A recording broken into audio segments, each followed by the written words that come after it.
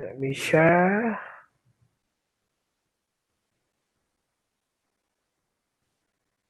There's my slides. Okay.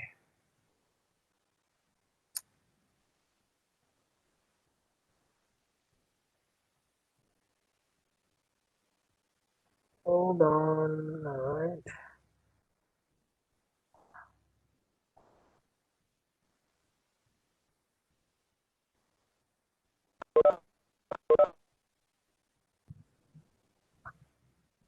Okay, can you see the slides?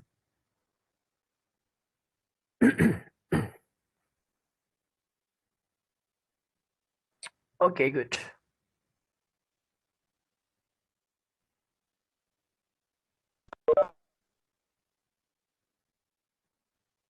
Well, I have a few more joining now.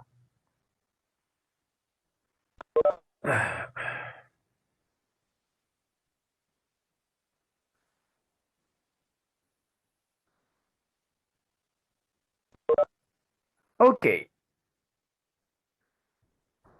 All right. In this topic, we have discussed about intrinsic and extrinsic semiconductors. Okay, so let's recap a few things about intrinsic and extrinsic, the introduction to it. So what is intrinsic semiconductor? Before we move on.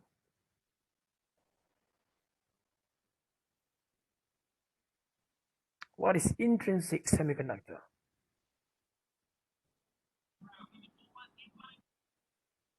Okay, pure semiconductor, right? Pure semiconductor, good, without endopants, yes. All right, how about extrinsic semiconductors?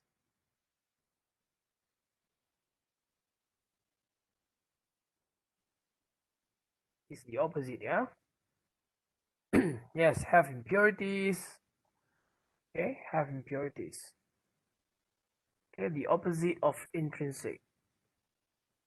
That means the semiconductor material has impurities incorporated into the lattice. Okay, so extrinsic. So now we're going to look at doped silicon. Yes, dopant has been introduced. Yes, good. We're going to look at doped silicon, which is also a form of extrinsic semiconductor because it's dope. Okay, if you see undoped, so that means it's pure. In this case, it's dope. So doping can be either for p-type or for n-type. Okay, if you talk about silicon, then if you want to make the silicon p-type, you have to use dopant from group number 3. For example, gallium, boron. So those are the common ones. If you want to make your silicon n-type, on the other hand, you need to use phosphorus, arsenic, antimony, right? So those are the common ones as well for group 5. Okay, so the doped silicon, because the ionization for ionization energy for group 3 and group 5 is so small, so we discussed last time, so the energy required is somewhere 0.02, okay, on this slide 0.02 and also 0.02 for group 3 electron volts. And this is considered a small amount of energy needed for the dopants to ionize. Okay, so virtually all the dopants incorporated into the lattice are ionized. So nearly 100% of these atoms are ionized at room temperature, okay, to give conductivity or to improve conductivity for your silicon. So group 5 and 3 elements are intentionally added. Okay, we have discussed last time about desired and undesired impurities, where for desired impurities you do it purposely. Okay, you incorporate the dopants purposely, whereas for the unintentional or undesired dopants, they are incorporated into the lattice accidentally by some process or something that you don't intend to have, you don't intend to do, right? So the goal is to change its free electrons and free hole density in the silicon in order to alter the conductivity. So in order to make it more n-type, you need to inject more electrons into the lattice, and to make it more p-type, you need to add more holes into the lattice. Okay, so we've discussed about the intrinsic carrier density last time, remember, where Ni is equal to N naught equal to P naught, where your intrinsic carrier concentration for intrinsic, okay, for intrinsic silicon is equal to 1 times 10 to the 10 per centimeter cube, right, for intrinsic carrier concentration. So the goal of doing doping is therefore to add either free electrons or free holes to make sure that one type of carrier is more than the other significantly. So this is the most important feature to form a p-n junction that we're going to look at later, where one side of your semiconductor material has more p or more holes in it, and the other one on the other side of your p-n junction has more electrons in it, okay, which makes it more p-type. So joining them together, forming a p-n junction, which will be needed for your semiconductor devices. N naught and P naught are the density of thermally generated free electrons and free holes, respectively, or also equals to Ni that we've discussed last time, or equals to 1 times 10 to the 10 at a room temperature for silicon. So if you have a question on gallium arsenide or germanium, then you have to refer to the value of Ni at room temperature for your semiconductor material, like silicon or germanium, or gallium arsenide or some other semiconductor material. So Nd and Na are the densities of the dopants that we're going to use when you do doping. We're going to refer the doping level as Nd or Na. So we've discussed briefly last time, where Nd is equal to the carrier, the doping concentration given by the dopant of the dopant.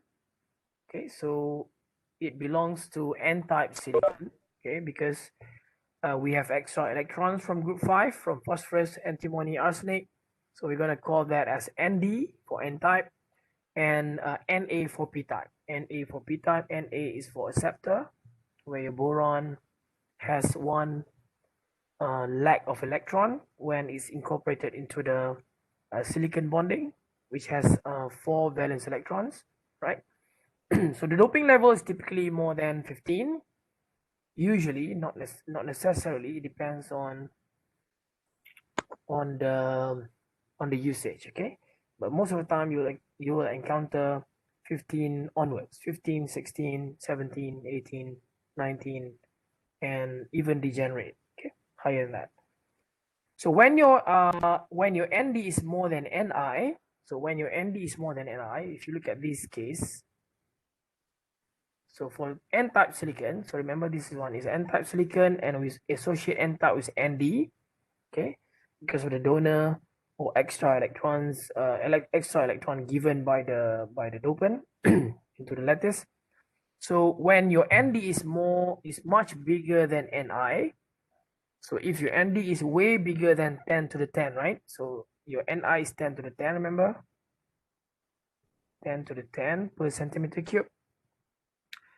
Then N will be approximately equal to Nd. N will be approximately equal to Nd. N here is the carrier, the electron concentration in the silicon, in the n-type silicon. Okay, so it will be approximated to the value of your doping level. Okay, because Ni is too small. If Nd is way bigger than Ni, so that means, say if your Nd is 10 to the 15, 10 to the 15, of course it's way bigger than 10 to the 10, right?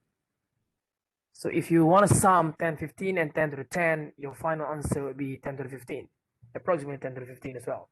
Okay, dot, a couple of decimal places, then all you can see the effect of intrinsic. So it's effectively equal to 10 to the 15. So that's why we simplify the final concentration of the electrons after the doping by n-type will be equal to Nd, right? The value of Nd. You can just forget about Ni. On the other hand, if you talk about p-type, when your Na is way bigger than intrinsic. So in this case, you can still use the same thing. Say if you're doping 10 to the 15, and this is of course way bigger than 10 to the 10. So therefore, your concentration of hole can be approximated as the value of the doping level, okay, which is Na. In this case, 10 to the 15 as well, okay. So this is only one example. You can use 1016, 1017, or whatnot, just to illustrate that whenever your Nd or Na is way bigger than your Ni, your final concentration of either hole or electron will be equal to Nd or Na. So in device fabrication that we're going to learn later on, typically 10, 15 to 17 is usually called lightly doped. You can call 10 to the 15 to 1017 as lightly doped. So when you dope your silicon above 1018, you need to call it heavily doped, okay? So 15 to 17 is called lightly doped. So you just dope lightly, just include just small amount of impurities or small amount of dopants in order to improve the conductivity for your N-type or for your P-type. The moment you exceed 1018, you can call it heavily doped semiconductor or heavily doped silicon, okay? So it's more of classification that we use in order to understand which type of semiconductor are we using for our device. So recall back the band diagram, the density of states, the Fermi Dirac distribution function that we have discussed last time. So the one on the left most is the band diagram of your semiconductor. So in this case, is our semiconductor N-type or P-type? If you look at the first one here, okay, is our semiconductor N-type or P-type? What do you think? The first one on the left. N-type. N-type, okay. Kenapa N-type? Why N-type? Sebab carrier lagi banyak pada hood. I assume that at balance band there's only one hole, and then at connection band there's 4 carriers. Well, you go by number of carriers, right? By number of dots, yeah? Yes. You can see the dots, right? The dots in the conduction band, which represent electrons, is more than number of dots in the valence band, right? So electrons more than holes, therefore it's N-type. You can also say that at the donor level, the donor state, the energy state of the donor or of the dopant, if you like, if you don't know, then if this one is close to the conduction band, then it's N-type. Okay, if the same band, if the same state is closer to the valence band, then it's P-type. Okay, so you can approximate this. You can use this ED value, the donor level, as your Fermi level as well later on.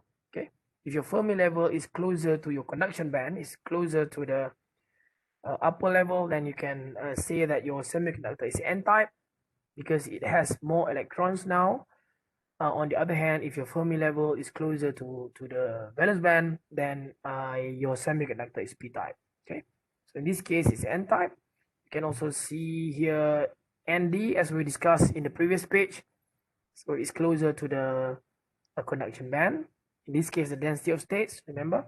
Density of states, the second figure. The third figure now is Fermi Dirac distribution function. So if you look at this, if you look at the definition of Fermi Dirac distribution function, we have discussed about the probability of finding electron is half, right? Is equal to 0.5. 0.5 when your E is equal to EF. Remember last time the equation? Fe equals to 1 over 1 plus exponential E minus EF over KT. So when your E is equal to EF, then your exponential term will become exponential of 0 be equal to 1. So 1 over 1 plus 1, 1 over half, 1 over 2. So your Fe is then equal to half. Okay. So when your E is equal to EF, your Fe is equal to half. Okay. But in this case, you don't see the effect of N-type. yet, right? So it has to be when your semiconductor is n-type, your whole curve of Fermi Dirac distribution function, your curve there, this curve has to be shifted up. Okay, has to be shifted up. So it has to go up like this. So shifted up. And if you look at this line in the center here, somewhere here, it should be your Fermi level. Okay, your EF will be going up closer to the edge of your conduction band. So the whole curve there should be shifted up as well. Okay, but this is just an example anyway. But in the real case, if your silicon is n-type, your whole curve of Fermi Dirac distribution function will be shifted up, and if your semiconductor is p-type, your whole Fermi Dirac distribution function, your curve there will be shifted down closer to the band edge. Okay. All right. So the generation of free carriers requires not only impurities are present, but also the impurities either give up electrons to conduction band for donors or generate holes in the valence band for acceptors. So that means they are ionized. So we discussed this one last time. To be able to improve or to affect the conductivity of your silicon, of your lattice, the dopants cannot just be there doing nothing. Okay, cannot just be there idling. They have to be ionized. So remember that the energy required for the dopants to ionize is about 0.02 electron volts for both types of P and N. So at room temperature, normally we assume that they are 100% ionized. Okay, so ionization here means they give up electrons to the conduction band for donors and generate holes in the valence band for acceptors. So you can represent your donor and acceptor states or energy levels as the one you see down here. So ED will be representing your ND, right? So it's due to the contribution of group 5 dopant into the silicon. So that will give you, the moment you incorporate phosphorus or antimony or arsenic, then you're going to have your donor states here. So previously we had nothing. We just had EC, EI, and EV because your semiconductor was pure before the incorporation of dopant. Okay, so you just had EC, EI, and EV. The moment you introduce, say, phosphorus, then you are going to introduce at the same time this ED. Okay, energy states belongs to the donor closer to the conduction band edge. This is your CB, conduction band edge. Down here is your VB. So on the other hand, if you are introducing boron or gallium, for example, to your silicon, then you're going to introduce at the same time this energy level called EA, okay, which belongs to the contribution of your Na, acceptor atom, right? So the one on the left means you have N-type silicon. The one on the right means you have P-type silicon. Silicon and type silicon. Okay, right. When you talk about impurities, we have different types of impurities depending on the what we call severity level. Okay, impurities here means the undesired impurities, okay, like metals and whatnot. Shallow impurities means they require only little energy to ionize, or it also means that if you translate this into your band diagram, this is your EC, EV, this is your EI, if you like, EV. So if you have shallow impurities, so that means the energy states can either be there or there. Shallow. So the energy level of the impurities is close to either conduction band or valence band. Okay, and therefore it requires little energy kT to ionize. On the other hand, if you have deep impurities in your silicon, So they're gonna be deeper into the forbidden gap. Okay, they're gonna be sitting somewhere close to the mid gap, somewhere here or somewhere there. As long as they are moving towards the center of your forbidden gap, that means they are deep impurities. So they are requiring high level of KT in order to ionize, and only a fraction of the impurities present in the semiconductor contribute to the free carriers. So as long as they are not ionized, they will not be able to contribute free carriers.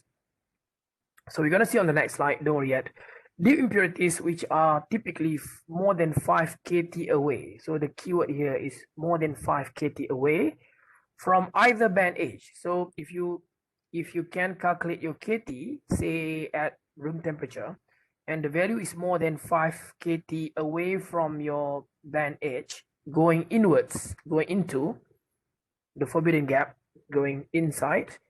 So as long as if you can calculate the distance between your EC to that energy state, the impurity state, if it's more than 5 kT or at least 5 kT away from the band edge, from conduction band, or on the other side, if you go down to the valence band, if it's 5 kT away at least from the valence band edge, then the impurity is considered as a deep impurity already.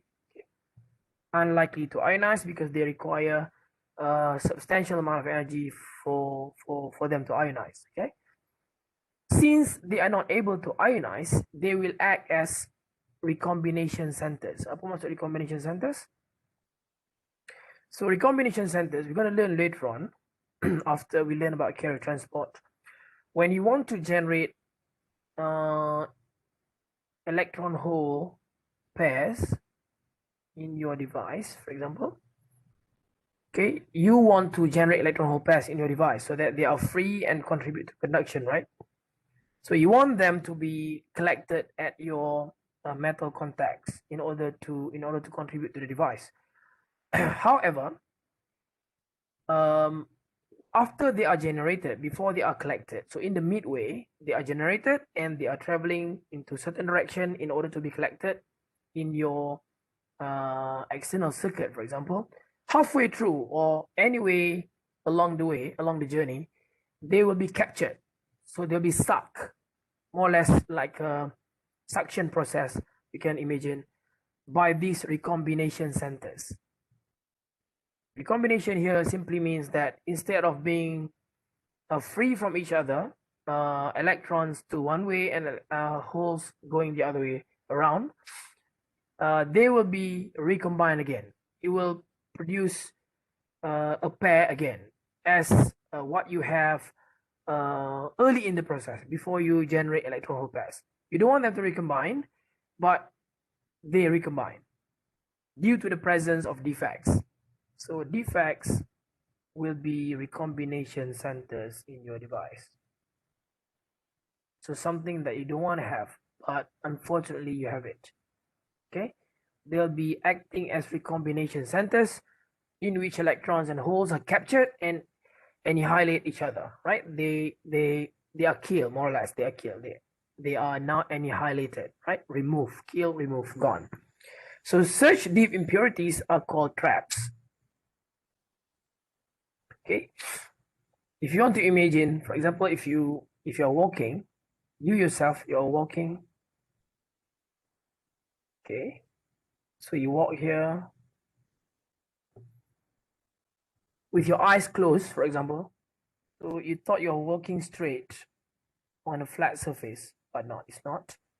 Suddenly there's a small well in between. Oops, small well, small hole in between, small pit in between. And you drop into the pit, into the hole. Okay, then gone.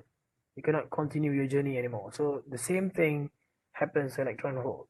The moment they are generated, you want to pull them away from each other so that they are collected outside. You're going to see later on. But anyway, it's not possible because they are recombined. Okay, we're going to look at recombination in a week or two, maybe, right? So these impurities, these deep impurities, are called traps. You can also call them as defects.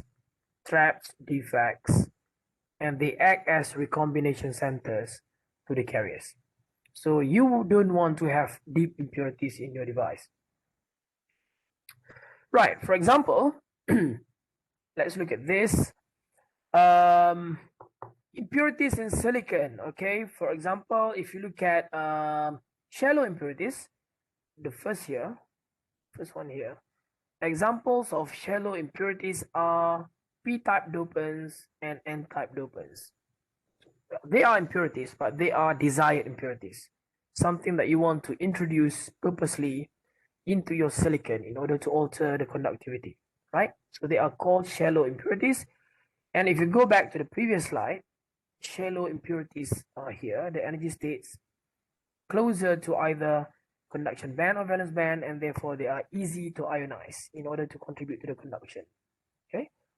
You may also have benign impurities like oxygen and carbon from some processes. We're going to see later on. If you are a applied student, you're going to learn in 487, you're going to learn on how do we fabricate the silicon wafer. Now we have the silicon wafer ready for us to do processing, right? To convert into device, or to deposit a layer, or to coat or something, to do oxidation. But we're going to discuss in 487, how do we actually produce the wafer, right? That one piece of wafer, how do we produce? What does it take? And we're going to learn later on that this process called Czochralski process, ZAT. You can check later on, ZAT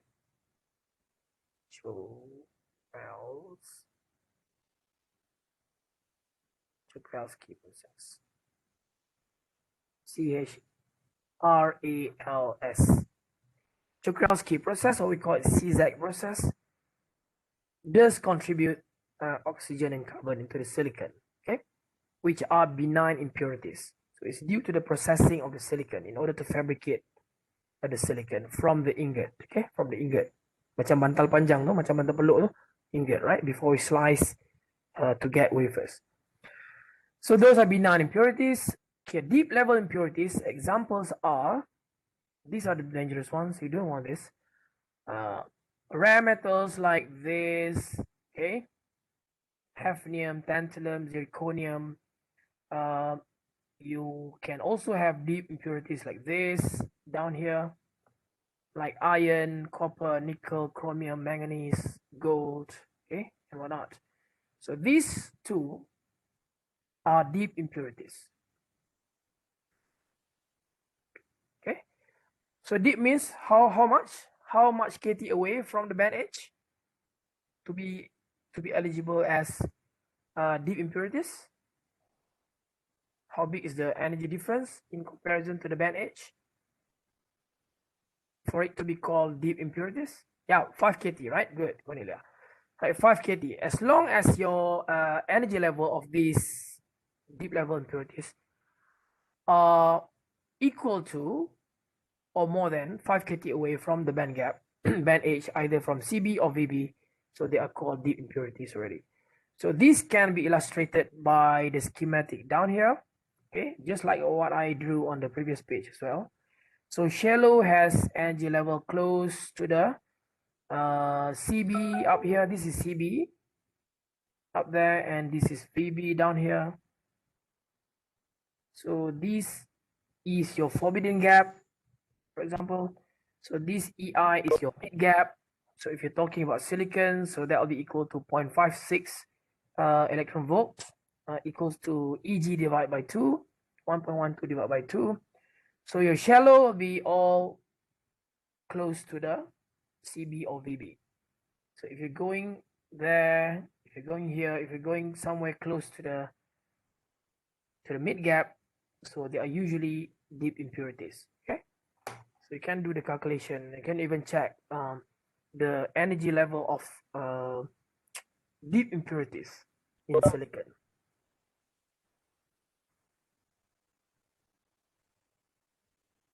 Right. This is why I said just now about the Fermi level shifting when you have your silicon N-type or P-type. So let's recall just now in our previous slide. Okay, you can see here Okay, if your EF is there, okay, if you're working on intrinsic silicon, so your Fermi Dirac distribution function will be like this, and your EF will be at your mid gap, right? EF will be equal to halfway of your band gap, right? Or EI, okay? Right in the middle of your band gap. On the other hand, if you dope your silicon to make it more N-type, your EF is now shifting itself. So it was originally down here for your intrinsic. Now the moment you make it extrinsic N-type, your EF is going to be shifted upwards. So the whole curve of Fermi Dirac distribution function at some temperature that you can see here will be shifted as well, right? It will be shifted accordingly. So your EF will now be here instead of here. So this depends on the doping level of your N-type silicon. So the higher the doping level, so for example, if I want to illustrate here,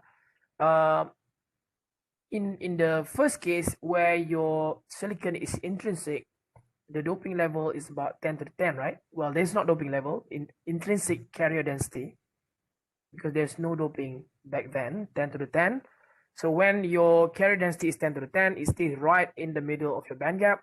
So the moment you introduce doping, say 10, 14, so you're going to move a little bit higher into the forbidden gap.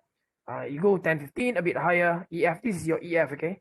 16, a bit higher. 17, higher, higher, closer to the band edge, right? Closer to the band edge. So that's what happening when you increase your doping level of N-type. So your Fermi level will now be moving from center right close to the conduction band edge. On the other hand, the same thing happens for P-type as well. So your original Fermi level is somewhere here for your intrinsic when you're doping, when your intrinsic carrier density was 10 to the 10.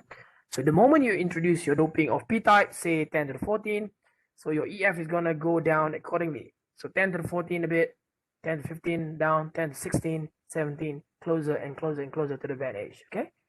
So now it has shifted from there to there, okay? Due to your P-type doping. So next time, the moment you see, say you got a figure like the one on the left, for example, so you know already that the material is N-type because the center of your Fermi Dirac distribution is now closer to this is the center, if you like, closer to the CB. So you know that it's shifted upwards, which means it's now an N-type material. It's no longer intrinsic and not P-type. Okay, law of mass action. So intrinsic, N-type, and P-type silicon have vastly different electrical properties, of course. So it can be reflected by the carrier density inside each, where your intrinsic, you have 10 to the 10 of your doping of your carrier density, whereas for N-type and P-type, it can go from 10 to the 14, say, up to 10 to the 19, in fact, more than that, depending on the doping level. And we have learned that, okay, intrinsic, N-type, and P-type. So we have learned that intrinsic silicon is equal to P and is equal to Ni, right? So where your Ni is equal to 10 to the 10 per cm cube, okay? So your number of electron equals to number of holes and equals to carrier density in an intrinsic. Number of electrons is simply equal to number of hole because for every electron created, you need to break a bond, okay? Electron hole pair. So the moment you have your new electron, you're going to have your new hole as well. So that's why N is always equal to P in intrinsic semiconductor. And we have also learned that if you dope your N-type silicon with Nd more than Ni, Nd way bigger than Ni, in our last few pages, so your N can now be approximated as Nd. N is now equal to Nd. So density of electrons will be equal to doping level of donor, right? Donor doping level, phosphorus or arsenic or antimony in N-type. On the other hand, if you talk about P-type silicon, where your Na is way bigger than Ni, so now P is what? P is equal to, what's the value of P? Anyone? P is now approximately equal to, anyone? Yeah, Na, right? Straightforward, right? If your doping level is 10 to the 14, for example, then your P will be 10 to the 14 as well. Because we assume that your semiconductor or your dopants are 100% ionized. Okay, therefore P is equal to Na, N equals to Nd, right? So it's quite simple. So in order for us to do calculation later on, we're going to see the product of free electrons and free holes will be constant at thermal equilibrium. Okay, so we have learned that N has its own equation and P has its own equation, and when you multiply N and P, you're going to multiply both together and you're going to come to this simplified equation, and this NP will also be equal to Ni squared. N times P will be equal to Ni squared. Intrinsic carrier density of your silicon, let's say, squared. So in this case, if your silicon is 10 to the 10, so if you square the value, so that will make it 10 to the 20. So if, say, your N-type silicon has 10 to the 16 of dopant, so that means your P in this case will be equal to 10 to the 20 divided by 10 to the 16 and equals to 10 to the 4. Okay, we're going to learn about that concept later on. Let me finish by this. Law of conservation of charge. Law of conservation of charge holds for both dope and intrinsic semiconductors. So it states that the sum of all charges must always be 0. Intrinsic, N-type, and P-type. So for intrinsic, we know that N is equal to P and also equal to Ni. And for your N silicon, your N is approximated to Nd, and we have learned that Np is equal to Ni squared. Ni squared, right? So in order for you to calculate your P, so your material here is N-type, remember? N-type. So in this case, your dominant carriers are electrons because it's N-type. So you can also call that as majority carrier. So in this case, your electron will be your majority carrier. So it'll be your dominant carrier.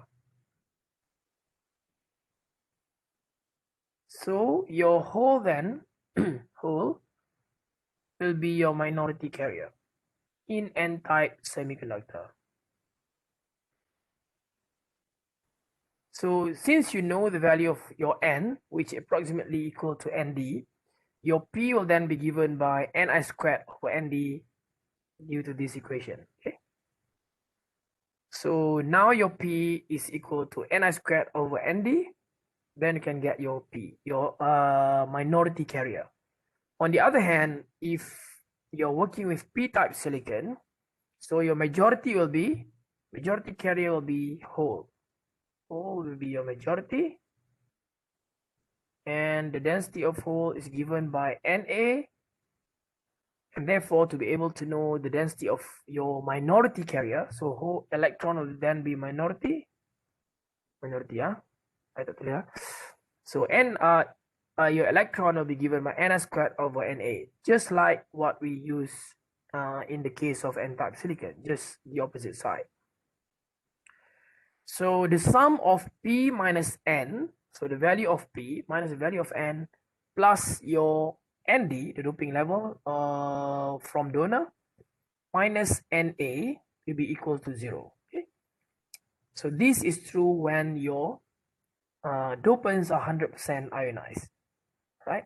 So it's equal to 0 because the values are the same, so they just cancel out each other. So keep in mind that when a donor atom gives away an electron, it has a positively charged, it has a positive charge.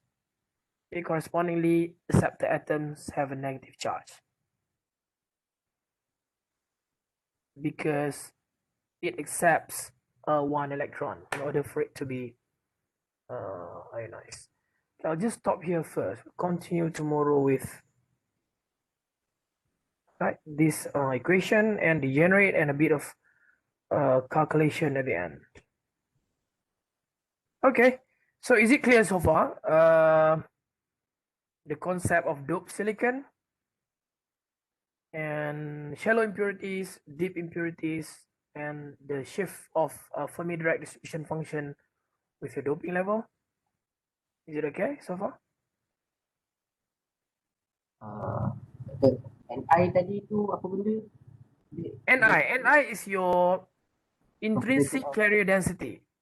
Oh, Ni intrinsic carrier, let me write it down, intrinsic carrier density. So that means it's the density of your free carrier in intrinsic silicon or intrinsic other semiconductor material. Intrinsic silicon in this case. And it's the original value and it depends on the temperature. If you're talking about room temperature, T equals to 300 Kelvin, for example, then your Ni will be equal to 10 to the 10. 1 times 10 to the 10 per centimeter cube. Okay. So the moment you dope the silicon to N-type, for example, then you need to see what's the new value of electrons, because now the value of electron and holes are no longer the same, right? Because you're shifting the conductivity to make it more N-type.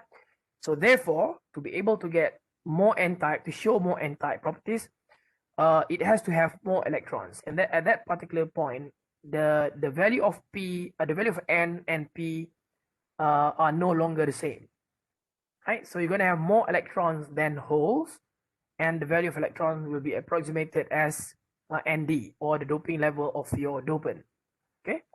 On the other hand, if you're doping your silicon to make it more p-type, in that condition, your P will be more than your N, and your P will be given as your Na, the doping level of your acceptor. On the other hand, if you want to know your N, you need to use your law of mass equation, law of mass action, where Ni squared can be divided with Na or P in order to get your N. Okay. So bear in mind that in N-type silicon, electrons are the majority carriers, holes are the minority carriers. So we're going to bring this concept later on to p-n junction and so on and so forth. On the other hand, in p-type silicon, what is the majority carriers? Hole, right? Hole is the majority carriers because it's more positive. Then electron will be your minority carrier. So the moment you know your majority carrier, you can calculate your minority carrier by using N times P equals to Ni squared. It doesn't matter you know N or you know P, your Ni is always be fixed. So if you know P, then you can calculate N. If you know N, you can calculate P. Your Ni is always known. So that's the concept of majority carriers and minority carriers. So later on, when you learn about p-n junction, we're going to learn that you are going to combine P side, which has more holes as your majority carriers, and electron will be the minority carrier, with N-type, which has electrons as the majority carrier and hole as the minority carrier. We're going to see what happens when hole as a majority carrier is combined as electron as majority carrier. What's going to happen at the junction? The movement and the electric field and the electron, the barrier height and stuff like that, which will determine the operation of your semiconductor device later on. Okay, any other question? Nope. Okay, I'll see you tomorrow then, 10 a.m. Bye-bye, take care. Assalamualaikum. Stay safe.